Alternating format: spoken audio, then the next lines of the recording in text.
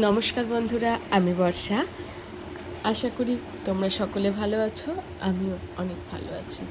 ছিলাম বাপের বাড়িতে, আর এই বাড়ির পেছনে বলতে পারো বাগানের মতো, কেউ তেমন আসে না, সেটা দেখেই বুঝতে পারছো। আর সেখানেই অযত্নে বেড়ে ওঠা একটি বাতাবি লেবু গাছে এত সুন্দর ফলন হয়েছে যে না দেখি আর পারলাম না। না কোনো যত্ন, না কিছু, না জল দিয়েছি, না সার দিয়েছি, তার মধ্যে এত সুন্দর মাটির সাথে লেগে থাকার মতন অবস্থা, প্রায় এমনভাবে ফল ধরেছে। যাই হোক, সেখানে গিয়ে একটা লেবু ছিঁড়তে গিয়ে মনে হলো আরেকটি পেকে হলুদ হয়ে আছে। আর তখনই মনে পড়ে গেল, যারা পড়েছো সেই ভোম্বলের পালবাড়ি থেকে লেবু চুরির গল্প, আমার তেমনই মনে হচ্ছিল।